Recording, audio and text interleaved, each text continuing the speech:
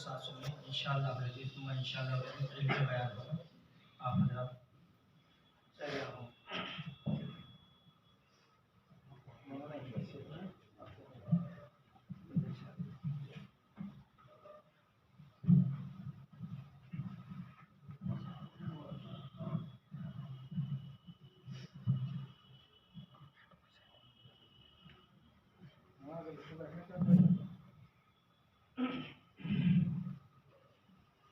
نحمده ونصلي على رسوله الكريم.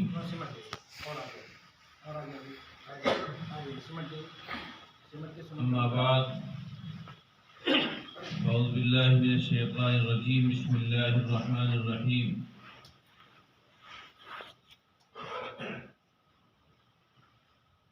شهر رمضان الذي أنزل فيه القرآن.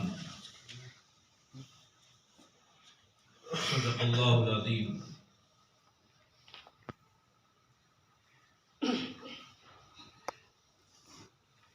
مسجدوں میں کبھی کبھی اس طرح کا دینی پروگرام جو واعظ کے انداز کا ہوا کرتا ہے ہونا چاہیے.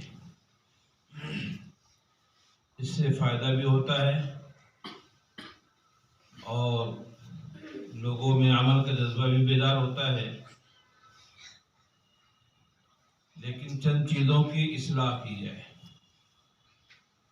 پہلی بات تو یہ ہے کہ لفظوں کا بھی غلط استعمال صحیح نہیں.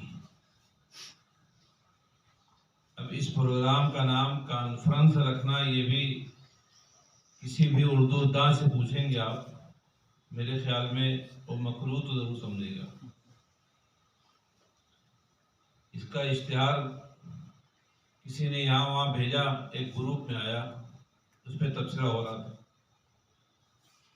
کسی بھی لفظ کو بس اصلاحی جلسہ آپ رکھ سکتے ہیں، مجلس وعظ رکھ سکتے ہیں، اس طرح کی بات.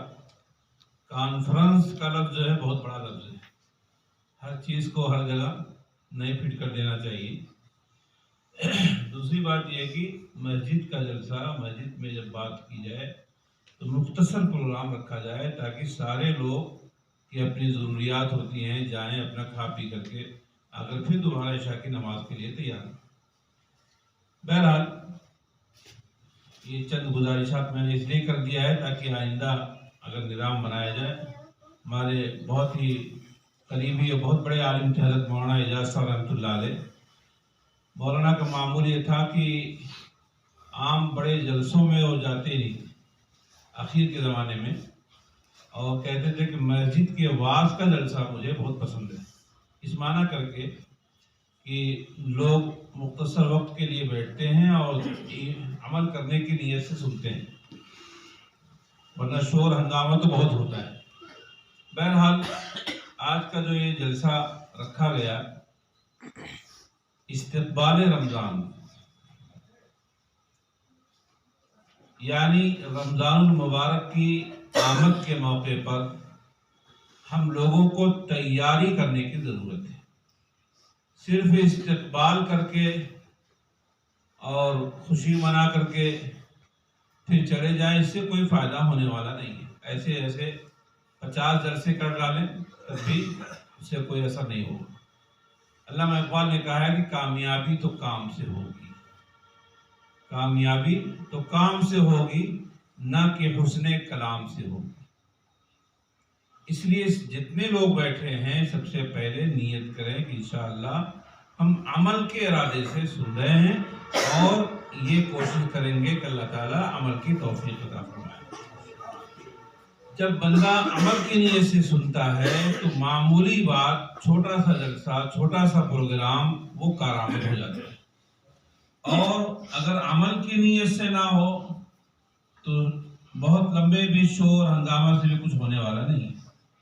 رمضان المبارک اللہ رب العزت کے انعامات میں سے ایک بہت بڑا انعام ہے. ایسا بڑا انعام ہے جیسا کہ ابھی ہمارے دوست مولانا نشاط صاحب نے کچھ حدیث پڑھا اور اس کا ترجمہ کیا. بہت مختصر بات کیا لیکن بہت اہم باتیں انہوں نے بتائی، اس کو ذہن میں رکھنا چاہیے. یہ رمضان المبارک کا مہینہ کسی کو ملے اور وہ اپنی مغفرت نہ کرا لے، وہ آدمی بہت بڑا محروم ہے۔ جب رمضان المبارک آتا تھا تو ہمارے آقا حضرت محمد صلی اللہ تعالی علیہ وسلم بہت زیادہ کس کر کے مضبوطی کے ساتھ کہا کہ شد میزرو، جس کو کہنا تھے کمر کس لینا، کسی کام کے لیے مستعد ہو جانا، کسی کام کے لیے خوب تیار ہو جانا، یہ حضور صلی اللہ تعالی علیہ وسلم کا یہ عمل ہوا کرتا تھا۔ آج بھی میں ابھی چیک پوسٹ مدرسے میں بیان تھا جمعہ سے پہلے، یہی بات میں کہہ رہا تھا، تیاری حضور صلی اللہ علیہ وسلم بھی کرتے تھے، صحابہ بھی کرتے تھے، ہمارے اکابرین بزرگان دین بھی کرتے تھے۔ آپ کہیں کہ تیاری ہم لوگ بھی کر رہے ہیں، اس لیے کہ شہری میں ترلی کا سامان خرید رہے ہیں اور پورے مہینے میں کیا کیا ڈش بننا ہے اس کا انتظام کر رہے ہیں۔ میرے بھائیو، تیاری کا مطلب یہ نہیں ہے۔ تیاری کا مطلب یہ ہے کہ ہمارے آقا حضرت محمد صلی اللہ تعالی علیہ وسلم اور صحابہ کرام اور تمام اولیاء اللہ بزرگان دین رمضان مبارک جب آتا تھا گویا کہ وہ ہل جاتے تھے اور اتنا زیادہ ان کے اوپر اثر ہوتا تھا گویا کہ کوئی بہت اہم چیز ان پر سوار ہو چکی ہے۔ حضور اکرم صلی اللہ تعالی وسلم کے معمولات میں یہ بات ملتی ہے شمائل کی کتابوں میں کہ حضور رمضان مبارک میں دور کرتے تھے حضرت جبریل علیہ السلام کے ساتھ۔ جو حضور کو جو آخری رمضان ملا ہے حضور اکرم صلی اللہ تعالی علیہ وسلم، اس سال آپ نے 2 دور کیا ہے۔ اس سے پہلے رمضانوں میں آپ 1 دور کیا کرتے تھے۔ جب 2 دور حضرت جبریل سے کیا ہے تو حضور نے حضرت صدیق اکبر سے کہا کہ ابو بکر، لگتا ہے کہ یہ میرا آخری رمضان ہے، اب جدائی کا وقت قریب آ گیا ہے۔ صدیق اکبر نے پوچھا کہ یا رسول اللہ کیسے؟ آپ نے کہا کہ ہمیشہ جبریل 1 دور کرتے تھے، لیکن یہ رمضان ہے کہ جس میں آپ 2 دور کر رہے ہیں۔ میرے بھائیوں، حضور علیہ السلام پر تو قرآن نازل ہوا تھا، حضور سے قرآن بھول جائے یہ تو ممکن ہی نہیں ہے۔ باقاعدہ اللہ تعالیٰ نے قرآن پاک میں خود ذکر کیا ہے، لا تحرک بھی لسانک، اے پیغمبر اپنی زبان کو ہلائیے مت، بہت جلدی پڑھنے کی ضرورت نہیں آپ کو۔ ان علینا جمعہ وقرآنہ، اے پیغمبر قرآن کو جمع کر دینا اور اس کو بیان کر، اس کے معنی کو بیان کر دینا، یہ تو ہماری ذمہ داری ہے۔ اس کو پڑھوا دینا، وقرآنہ کا مطلب پڑھوا دینا۔ یہ حضور علیہ السلام کے بارے میں کہا جا رہا ہے، لیکن حضور اس کے باوجود بھی دور کر رہے ہیں، سنا رہے ہیں۔ لہذا حفاظ کی اور جو لوگ جن کو قرآن جن کے سینے میں ہے، وہ رمضان المبارک میں تو سنانے کا، سننے کا معمول ضرور قائم کریں، اور اس کے علاوہ بھی جو لوگ ہیں ان کی بھی ذمہ داری ہے کہ قرآن کریم کو زیادہ سے زیادہ رمضان میں پڑھا کریں۔ ویسے بھی تلاوت کرنا ہے، لیکن رمضان کا تعلق قرآن سے بہت گہرا ہے۔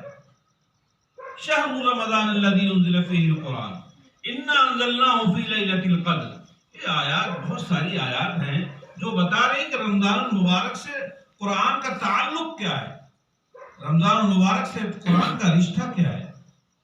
قرآن کا بہت گہرا رشتہ ہے۔ رمضان المبارک ہی سے قرآن نازل ہونا شروع ہوا ہے۔ اور ایک چیز جو ہے، انا انزلناہ فی لیلۃ القدر، ہم نے قرآن کو لیلۃ القدر میں نازل کیا۔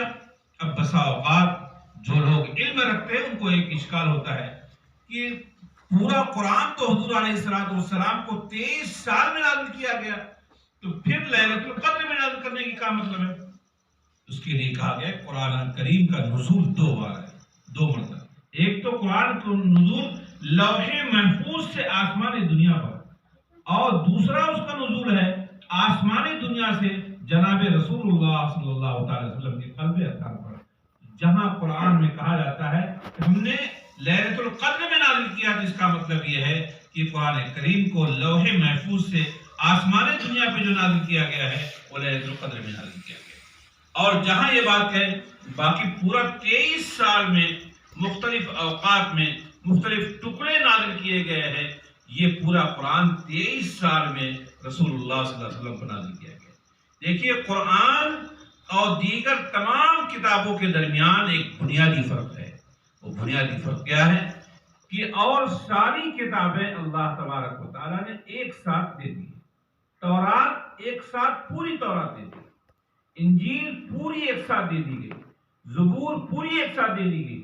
لیکن قرآن کریم جو ہے 23 سال میں تھوڑا تھوڑا، کبھی کسی سورت کو دے دیا گیا، کبھی کسی سورت کا کچھ ٹکڑا دے دیا گیا، کچھ آیات دے دی گئی، اور اس کے بعد جب دوبارہ وحی نازل ہوتی تو باقاعدہ جبریل علیہ السلام یہ بھی بتاتے تھے کہ اس آیت کو کس آیت کے بعد رکھنا ہے، باقاعدہ یہ بتاتے تھے. اور حضور علیہ السلام کو اسی انداز سے حضور علیہ السلام صحابہ کو اور صحابہ بعد والوں کو ایسے قرآن یاد کرواتے تھے اور قرآن کریم کی تعلیم دیا کرتے تھے. حضرت عمر رضی اللہ تعالیٰ عنہ خود اپنا واقعہ بیان کرتے ہیں، جب وہ ان کو سورہ بقرہ یاد ہو گئی اور اس کا علم ہو گیا، اس کے معنی اور مضامین کو معلوم کر لیا، تو باقاعدہ انہوں نے بڑی خوشی منائی تھی. میرے بھائی اور بزرگوں، قرآن کا رمضان سے بہت گہرا تعلق ہے. اس لیے رمضان المبارک جب آئے تو دیگر کاموں کے ساتھ ساتھ یہ کام بھی ضرور ہونا چاہیے کہ قرآن کریم کی تلاوت کی جائے. سیدنا امام اعظم ابو حنیفہ رحمۃ اللہ علیہ کے بارے میں آتا ہے کہ روزانہ ایک قرآن ختم کرتے تھے. یہ آپ کہیں گے تو بہت دور کی بات ہے، بہت بڑے بزرگ رہے کرتے تھے. میں آپ کو قریب کی بات بتاتا ہوں. یہ فضائل اعمال نامی کتاب ہے، آپ لوگ پڑھتے ہیں، مسجدوں میں پڑھی جاتی ہے. اس میں احادیث ہے اور اس کا ترجمہ حضرت شیخ الحدیث مولانا محمد زکریا صاحب رحمۃ اللہ علیہ بہت بڑے عالم تھے. بہت سے لوگ شیخ زکریا کو سمجھتے ہیں کہ صرف وہ فضائل اعمال وہی ان کی ایک اہم تصنیف نہیں. شیخ زکریا بہت بڑے محدث تھے، اتنے بڑے محدث تھے. انہوں نے ایک کتاب لکھا ہے اوجز المسالک فی شرح موطا امام مالک. موطا امام مالک کی انہوں نے شرح لکھی ہے، اس کا نام ہے اوجز المسالک فی شرح موطا امام مالک. ایک مالکی عالم نے اس کتاب کو پڑھنے کے بعد کہا کہ صنف و حنف. شیخ زکریا نے اس کتاب کو لکھ کر کے شرح جو کیا وہ تو ان کو بھی حنفی بنا دیا. بہت گہرا علم رکھنے والے تھے حضرت مولانا زکریا صاحب رحمۃ اللہ علیہ. اور بدر المجہود فی حل ابی داؤد جو ان کے استاد مولانا خلیل احمد صاحب کی کتاب ہے، اس کتاب میں بھی زیادہ تر کام مولانا خلیل احمد صاحب نے حضرت شیخ سے ہی لیا ہے. بہت بڑا علمی مقام، بہت اتنا علمی وزن والے آدمی تھے. بہرحال حضرت شیخ الحدیث مولانا زکریا صاحب رحمۃ اللہ علیہ کا معمول رمضان المبارک میں بہت عجیب رہا کرتا تھا. باقاعدہ وہ خود لکھتے ہیں کہ ہمارے گھر کی بچیاں گھر کے تمام کاموں کو کرنے کے بعد بھی روزانہ ایک قرآن ختم کر لیا کرتی تھی. صبح و شام